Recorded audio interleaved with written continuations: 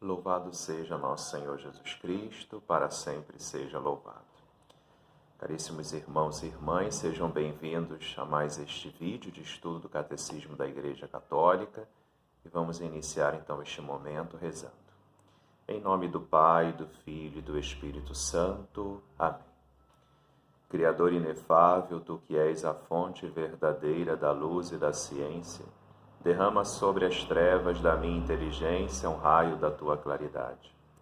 Dá-me inteligência para compreender, memória para reter, facilidade para aprender, sutileza para interpretar e graça abundante para falar. Meu Deus, semeia em mim a semente da Tua bondade. Faz-me pobre sem ser miserável, humilde sem fingimento, alegre sem superficialidade, sincero sem hipocrisia, que faça o bem sem presunção, que corrija o próximo sem arrogância, que admita a sua correção sem soberba, que a minha palavra e a minha vida sejam coerentes. Concede-me verdade das verdades, inteligência para conhecer-te, diligência para te procurar, sabedoria para te encontrar, uma boa conduta para te agradar, confiança para esperar em ti, constância para fazer a tua vontade. Orienta, meu Deus, a minha vida, concede-me saber o que tu me pedes e ajuda-me a realizá-lo para o meu próprio bem e o de todos os meus irmãos. Amém. Bom, nós estamos então estudando a quarta parte do Catecismo da Igreja Católica, que fala sobre a oração cristã. Em vídeos anteriores já vimos todo o Antigo Testamento, daquelas figuras importantes que traz o Catecismo da Igreja Católica: Abraão, Moisés, os profetas, a oração nos Salmos, a oração do rei, tendo a figura o rei Davi. E ali retiramos características, na Sagrada Escritura, características da oração cristã. E agora iniciamos, desde o vídeo passado, falando sobre as características da oração cristã agora no Novo Testamento. Claro que a figura central do Novo Testamento é Jesus Cristo, mas o Catecismo também traz a figura da Virgem Maria. Nós estamos vendo então o Novo Testamento e vamos continuar no subtítulo Jesus Reza e aprendendo então com Jesus essas características tão fortes do que é uma oração no Novo Testamento, aprendendo, segundo o Catecismo da Igreja Católica, como Jesus reza e trazendo essas características para a nossa própria oração cristã. Então nós vamos iniciar hoje o número 2605 do Catecismo da Igreja Católica. Esse número diz que, chegado a hora de Jesus, e é interessante que o Catecismo da Igreja Católica traz essa palavra hora, esse substantivo, com o H maiúsculo. Então não é hora, uma hora qualquer, é aquele momento derradeiro, aquele momento mais importante onde Jesus vai demonstrar claramente o plano de amor do Pai. E nós sabemos que esse momento vai desde o sim da Virgem Maria, no ventre, onde ela gera no seu ventre o próprio Verbo encarnado, o Filho de Deus, tornando-se mãe de Deus, mãe de Jesus, mas vai do momento em que Jesus diz sim ao seu Pai ao vir ao mundo, como diz a carta aos Hebreus, ele assume a nossa vida nesse mundo, e até, sobretudo, naquele brado mais importante, que é do alto da cruz: Pai, em vossa mão entrego o meu espírito. Então essa é a hora de Jesus, em que ele, aos olhos do mundo, ele aparece como um homem falido, mas aqueles que têm fé podem perceber atrás daquela cruz, de todo aquele sofrimento, depois do corpo morto no alto da cruz, a vida pulsante que ali se esconde e que vai se manifestar no momento da ressurreição de Jesus. E o Catecismo da Igreja Católica, nesse número 2605, fala exatamente que é nesse momento do sim de Jesus, em aceitar a vontade do Pai até o alto da cruz, que é o sim derradeiro, o sim mais importante, mais forte, onde ele toca o nosso pecado com a sua morte, vence a morte, nos dá a possibilidade de uma vida nova. é que é um dos momentos em que podemos encontrar a profundidade, que inclusive é insondável, da oração filial de Jesus. Então, Jesus, diz o Catecismo da Igreja Católica nesse número, aqui nós encontramos juntas a oração de filho e, ao mesmo tempo, essa característica do doar-se, né? Em que Jesus reza profundamente como um filho que, apesar de todo o sofrimento que está passando, ele confia plenamente no seu Pai e ele manifesta o seu desejo de doar-se totalmente, doar-se à vontade do Pai, doando-se ou doando a sua própria vida para salvar os seus irmãos, que somos nós, sendo ele também Deus. Então era o único capaz de fazer isso, assumindo a nossa condição humana, a nossa mortalidade, ele sendo imortal, toma de nós o pecado, a mortalidade, e nos dá a possibilidade da imortalidade e da vida nova, né, de vivermos na graça de Deus. Então essa é uma das características que também o Catecismo da Igreja Católica traz, né? Anteriormente, no vídeo anterior, eu falei sobre essa característica da oração de Jesus, em que toda oração de Jesus, mesmo quando vai ser uma oração de súplica, né, de pedido, de intercessão, ele começa sempre com uma oração de graças, né? Ou melhor, com uma ação de graças. É algo que nós precisamos reaprender a fazer. A gente pede às vezes demais e a gente acaba esquecendo de agradecer a Deus por muita coisa, né? Então Jesus primeiro ele agradece pelo amor do Pai, agradece por sua proximidade, quer fazer esse Pai conhecido e depois sim vem o pedido, né? O pedido, a súplica, a intercessão em favor de cada um de nós.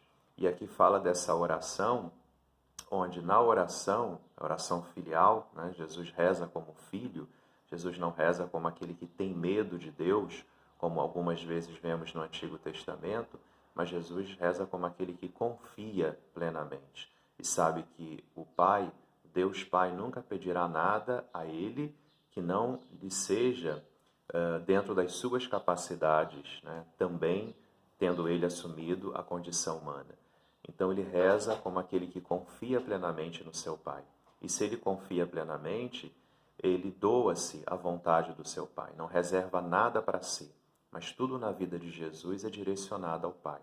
É uma característica bonita e profunda, porque somente aquele que procura no seu dia a dia fazer essa experiência, ou seja, de não reservar nada para si, mas de tudo doar a Deus Pai, através do Filho Jesus e na força, na unidade do Espírito Santo, é que vai experimentar de fato essa paz, né?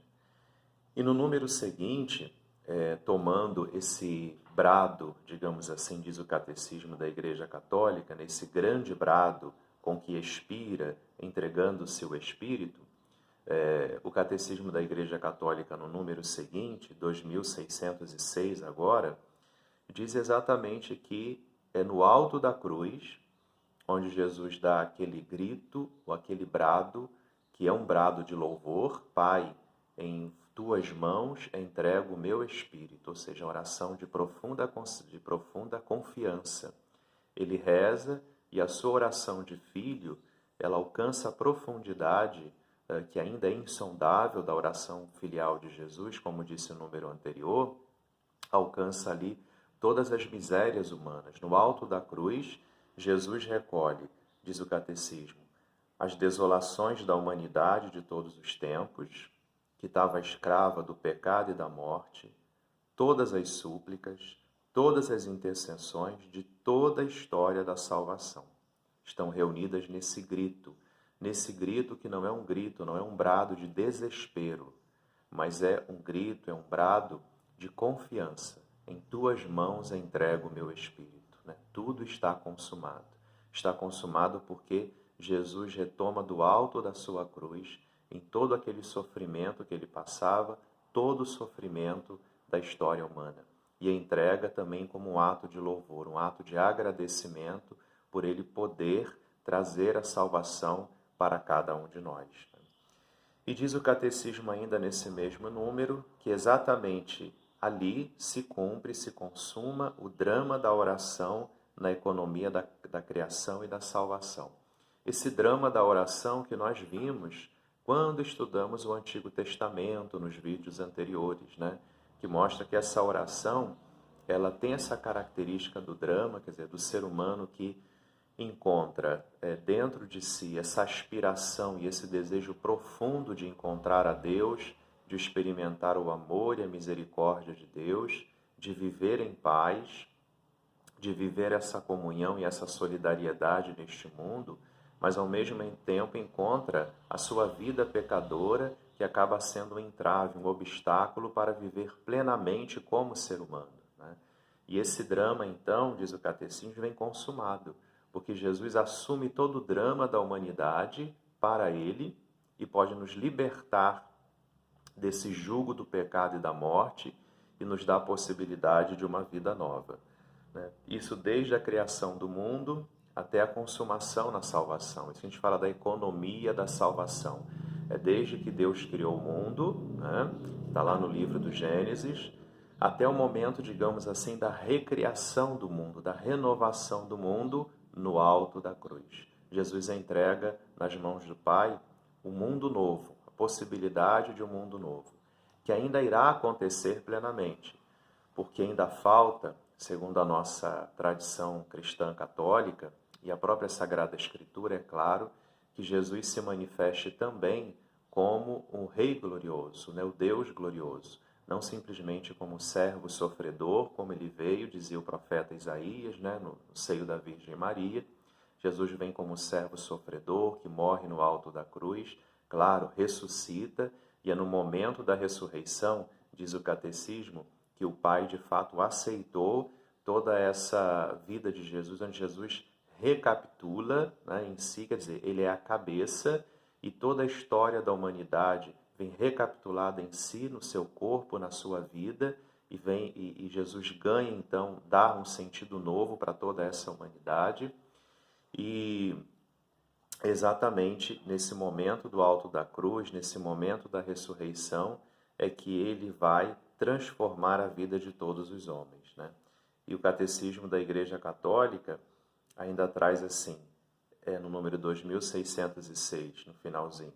É no hoje da ressurreição que o Pai diz: Tu és meu filho, eu hoje te gerei. Pede-me e te darei as nações por herança e os confins da terra para teu domínio. Citando o Salmo, citando a carta aos Hebreus, né? Então, quando Jesus ressuscita, tem o hoje da cruz e o hoje da ressurreição. Então, Jesus, na ressurreição, tudo transforma. Há uma renovação de toda a humanidade. Bom, a Epístola aos Hebreus, diz o Catecismo, exprime em termos dramáticos como é que a oração de Jesus realiza a vitória da salvação. Diz assim a carta aos Hebreus, capítulo 5, dos versículos 7 a 9. Nos dias da sua vida mortal, Cristo dirigiu preces e súplicas com forte brado e com lágrimas, àquele que o podia livrar da morte, e por causa da sua piedade foi atendido. Apesar de ser filho, aprendeu de quanto sofreu o que é obedecer. E quando atingiu a sua plenitude, tornou-se para todos aqueles que lhe obedecem causa de salvação eterna. Portanto, o Catecismo nos convida, então, a experimentar essa potência, essa força de Jesus, essa força que brota do Cristo crucificado e ressuscitado. Esse Cristo que, no alto da cruz, nos mostra que a oração cristã, ela precisa revestir-se dessa oração filial.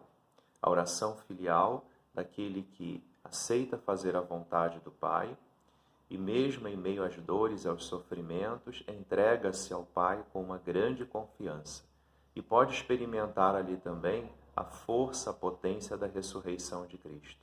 Porque toda vez que, passando por um momento de cruz, nós renovamos a nossa vida, conseguimos mudar, conseguimos nos transformar, conseguimos ser cristãos melhores, sermos obedientes na obediência do Filho, sermos obedientes como foi o nosso irmão e Deus, né, o Filho de Deus, Jesus Cristo, nós experimentamos a força da ressurreição.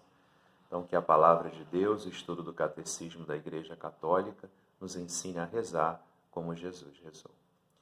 Ave Maria, cheia de graça, o Senhor é convosco, bendita sois vós entre as mulheres e bendito o fruto do vosso ventre, Jesus. Santa Maria, Mãe de Deus, rogai por nós, pecadores, agora e na hora de nossa morte. Amém. Jesus manso e humilde de coração, fazei o nosso coração semelhante ao vosso. Fiquem na paz de Deus.